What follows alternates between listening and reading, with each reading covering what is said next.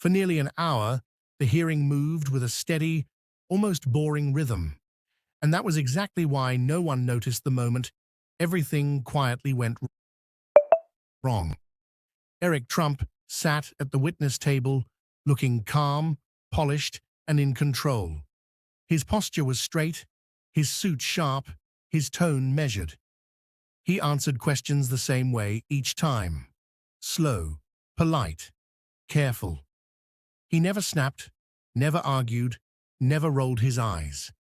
Compared to other tense political hearings in recent years, this one felt strangely smooth, almost safe. Republican members of the committee looked relieved. A few nodded as he spoke. One leaned toward a staffer with what looked like approval. Eric sounded prepared and reasonable. When asked about ethics, he spoke about procedures and compliance. When asked about oversight, he described internal reviews and safeguards. Every answer sounded professional, like it had been practiced in front of a mirror.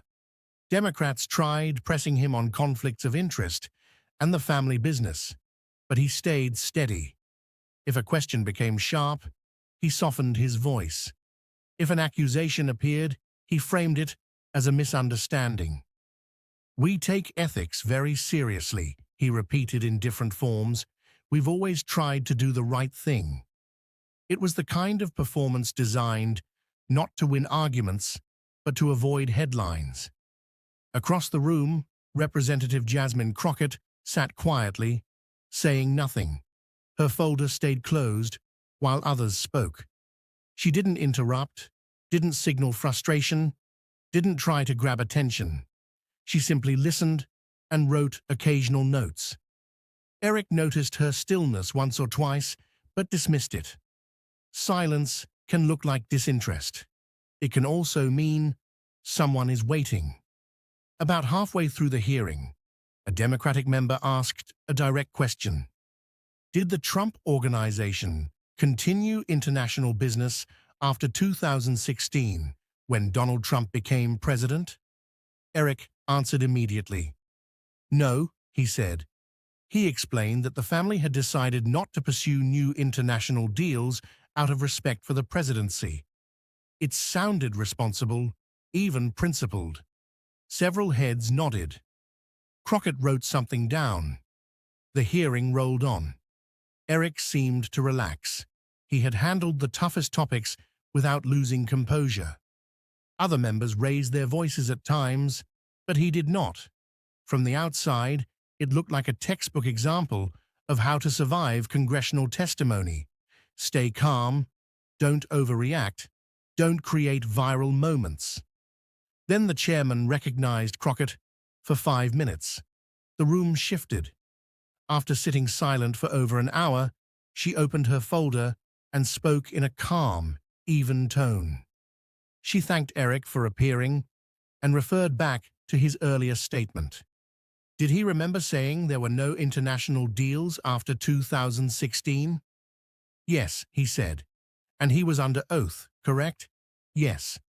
She nodded and turned toward the display screen. A timeline appeared, listing multiple countries and years, all after 2017. Each entry referenced a Trump-branded project, licensing agreement, or development announcement slowly, without dramatic emphasis. Dubai, Saudi Arabia, the Philippines, Indonesia, Oman, Scotland, another Saudi partnership, another Dubai project. She turned back to Eric and asked if his earlier answer still sounded accurate. He shifted and began to explain that some of those were existing relationships.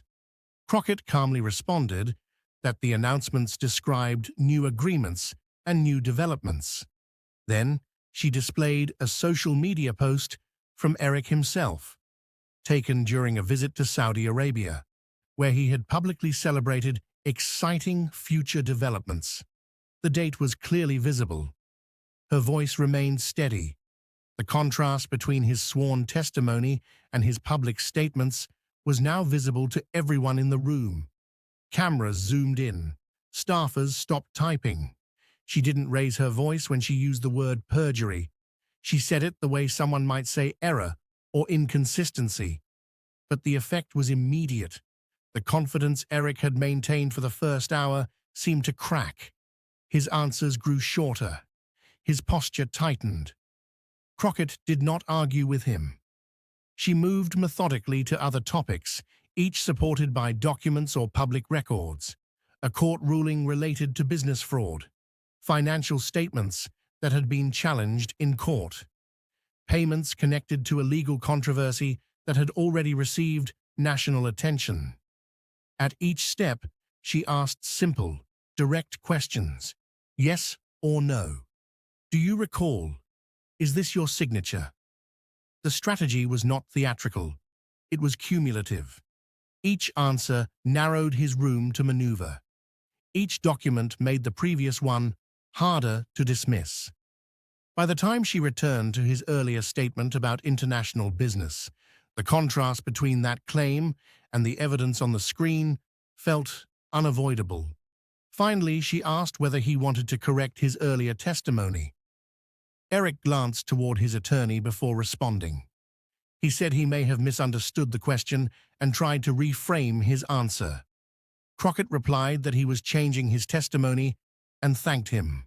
Then she yielded her time. There was no shouting, no dramatic gavel. The hearing moved on to the next member, but the energy in the room had changed. Reporters were already sending updates. Staffers were whispering. The moment had passed, but it lingered. When the session ended, Eric left quickly with his legal team and did not speak to reporters. Crockett remained at her seat, calmly stacking her papers. A colleague leaned over and spoke to her briefly.